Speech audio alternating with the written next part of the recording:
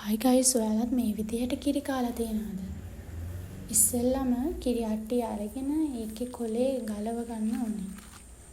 ඊට පස්සේ ඒකේ පොලිතින් කොලේ ගලවලා පැත්තකින් තියලා ඒක උඩ තියෙන අර අමුතු හීනි කොලේ ගලව ගන්න ඕනේ. ඊට පස්සේ තමයි කිරි හට්ටිය තියෙන්නේ.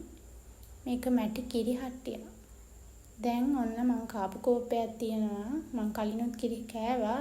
දැන් මේ අලුත් කිරි හට්ටියක්. ඒකටම දානවා කෝප්පේ හොදන්න නැතුව. ඔන්න කිරි එක අරගෙන දැම්මා. දැන් ඒක දාගත්තට පස්සේ තව පාරක් දා ගන්න ඕනේ. ඊට පස්සේ තව පාරක් දා ගන්න ඕනේ. ඔයත් කිරි පෙරේතෙක් නම් තව පාරක් දා ගන්න. එච්චරයි. ඊට පස්සේ හරි. එච්චරයි. දැන් මී පැණි හරි කිතුල් පැණි හරි පොල් පැණි හරි දා ගන්න ඕනේ. රවුමට දා ගන්න ඕනේ අනිවාර්යෙන්ම. මේ පැණි එක තරුෂ පැණි නිෂ්පාදන shout out to තරුෂ පැණි නිෂ්පාදන. ඊට පස්සේ සීනි ටිකක් දා ගන්න ඕන. අපේ ගෙදර සීනි බෝතලේ සීනි ඉවර වෙලා මේ අලුත් සීනි ආයෙමට දාන්න කම්මැලි බෑග් එකකින් ඉතින් ඒක හූරලා ගත්තේ.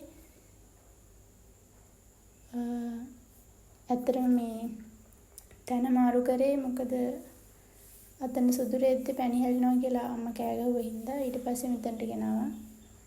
ඒක ලොකේෂන් වෙනස් වුණේ. දැන් සීනි ටික ඔහොම එකතු කර ගන්නවා.